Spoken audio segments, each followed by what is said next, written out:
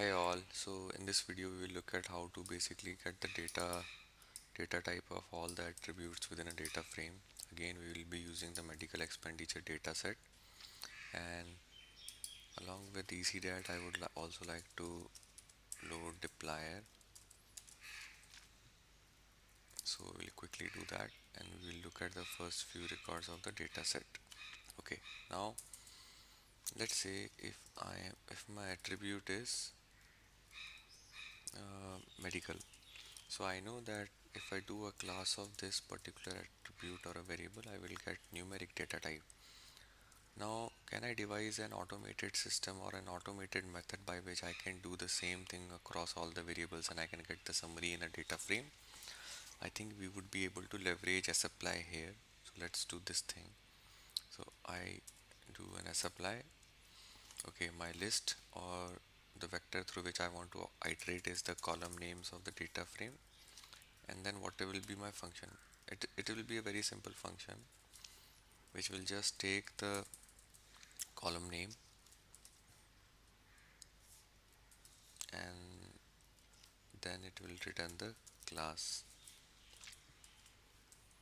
Let's call it z and let's return z.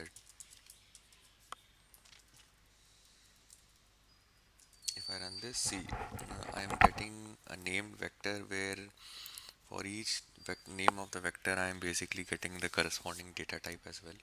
So let's call it val underscore type. Now let's create a data frame which is data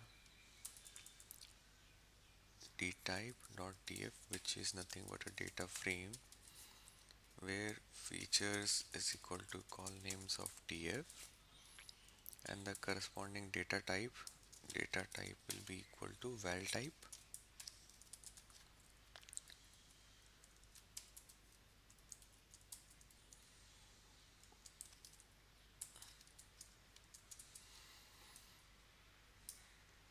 See, now we need to do one more thing.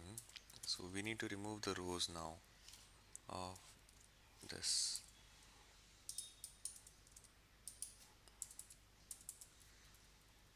So if I now run this, okay, I'm still getting row dot names. So I have to remove this. Okay.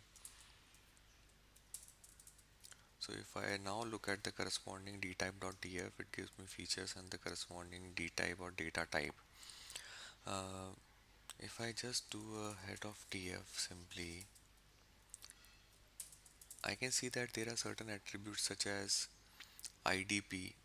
So just to give you an example, idp is represented as a factor in the data frame. However, it is a text or it contains character values. Similarly, physical limitation is represented as a factor. However, it actually contains character vectors or character values. And if you consider health is again represented as factor.